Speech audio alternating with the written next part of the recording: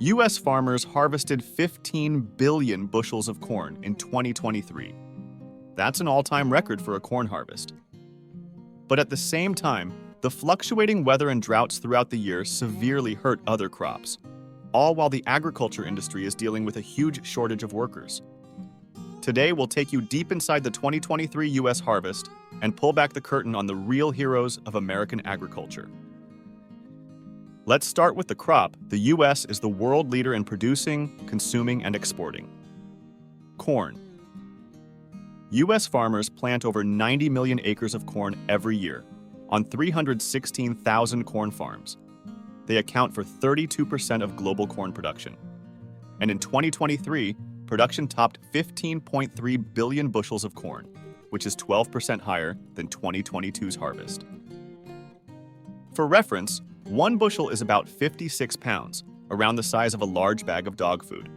So let's take you to a corn farm in Iowa and see what's really behind America's most important fodder crop. In the state of Iowa, corn has been the top crop for over 150 years. One big reason for that? There's no better place in the U.S. for corn to grow. Iowa has deep, rich soil that's perfect for corn, and its growing season is warm enough for corn production, while still getting enough rain too. As a result, Iowa produces more corn than most countries. In 2023, Iowa averaged 200 bushels per acre on 13.1 million acres of land.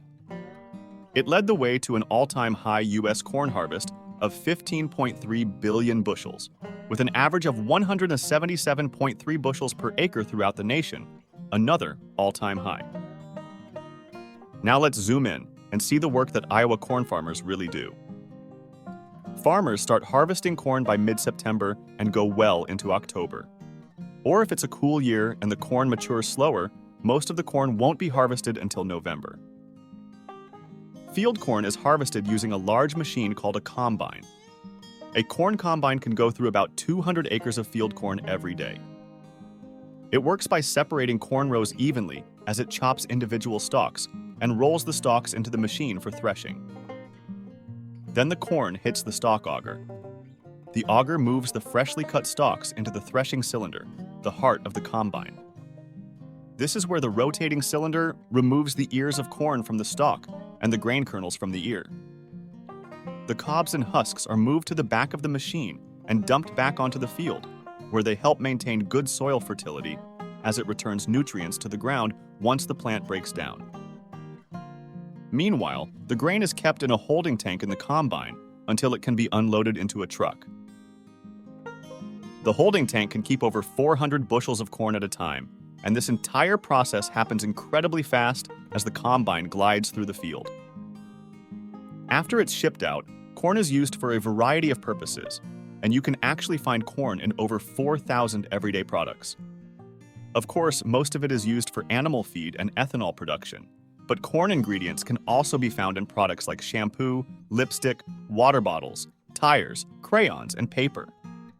So the next time you're eating a corn tortilla or brushing your teeth, remember the farmers hard at work to help get that corn from their farm onto your table. Now let's head to Washington for its top crop: apples. Apple production is a huge source of income in the U.S., with over 7,500 apple farmers across 32 states growing 240 million bushels of apples every year. Washington apple farmers account for over 60% of all U.S. apples. But how do apples get from tree to store? Let's drop in on a typical Washington farm and find out. The climate is arid in Washington, with cold winter nights mixed with warm and dry summer days, and apple trees love it. It takes about 3 to 5 years after planting for a farmer to get a decent crop from a single apple tree, and apples are harvested at different maturities, depending on how long it's going to be stored for. Apple farmers use various tests, such as an apple's starch to sugar ratio, to determine if the apple is ready to pick. When it's time, each apple is hand-picked, with the farmer lifting and twisting the fruit off the tree. The stem is clipped on the field for certain varieties like Honeycrisp, and then all apples are placed into picking bags, which are emptied into large bins. From there, farmers will sort through them and discard any apples that don't meet the quality standard. Then they're sent to the packaging facility, where the apples are either placed in storage rooms or packed immediately and sent out to grocery stores. If that entire process sounds like a lot of work, it is. It's only from the sheer dedication of apple farmers that a state like Washington is able to produce so much. But there's a downside to it too.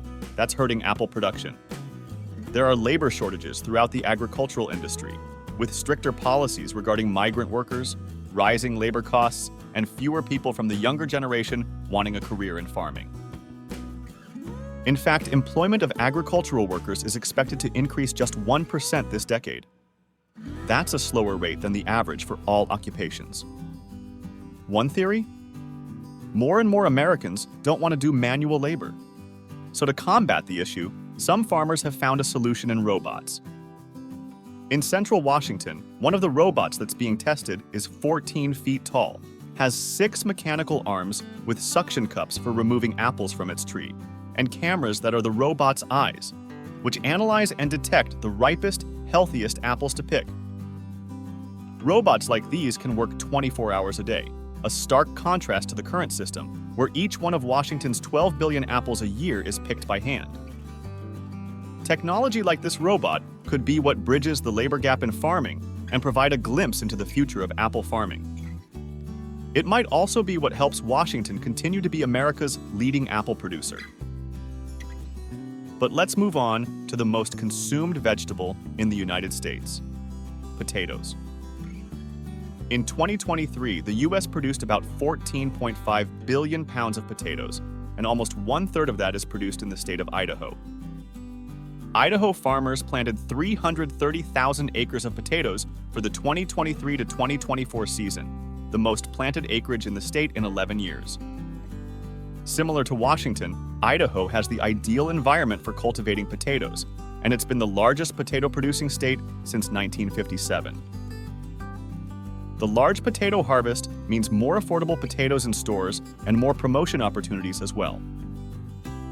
As you can imagine, the U.S. fast food industry uses a whole lot of potatoes. Leading fast food chains like McDonald's, Burger King, and Wendy's are prominent buyers, with McDonald's alone consuming about 3.4 billion pounds of potatoes every year. So let's visit an Idaho farm and see how potatoes go from the ground to fast food restaurants. Potato farmers begin ideally in April and are grown all summer long. Once September arrives, it's time for the harvest. A special machine called the windrower is run through the field, digging up 4 rows of potatoes. The harvester then picks up all of those potatoes and an extra 2 rows and places all of them into a bulk truck that transports them to storage. From the truck, they're placed onto the bin filler. Then they're manually sorted, with farmers picking out any clumps of mud, weeds, and stones that the machines missed. The building also has to be kept at optimal storage conditions, as the temperature and humidity of the building are monitored constantly. The entire harvest takes about 6 weeks of intensive manual labor. Then, over the course of the winter, those potatoes are slowly removed from storage, run through a grading line, bagged, and delivered. It's a long, arduous process that makes you respect the men and women who do this every year, rain or shine. But let's travel now from Idaho to California, where avocados are being grown and harvested. California produces an astonishing 95% of all U.S.-grown avocados and 10% of the world's population. By October, nearly all California avocados had been harvested for the year. In 2023, the state's yield was about 231 million pounds. The volume each year is determined by the climate, water, and soil. Hotter and drier places like San Diego would not be ideal, while cities further north like Santa Barbara would be much better for production. The season starts in March and peaks in late April through early July.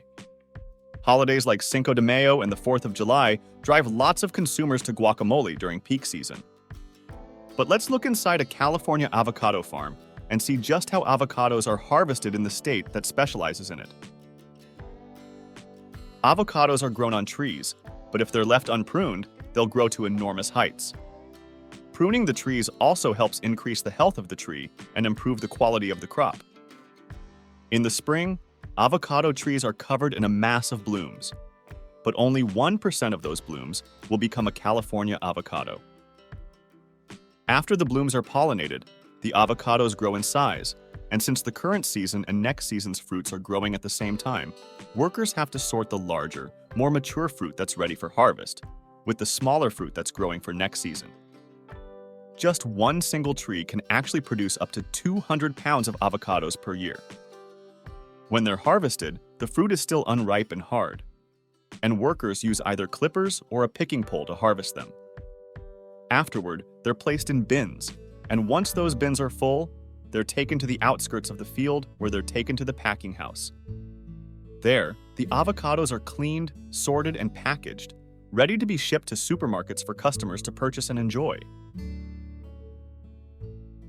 Now let's drive from California to Kansas for our last crop, one that 15,000 Kansas farmers work to produce on about 7 million acres of farmland. Wheat.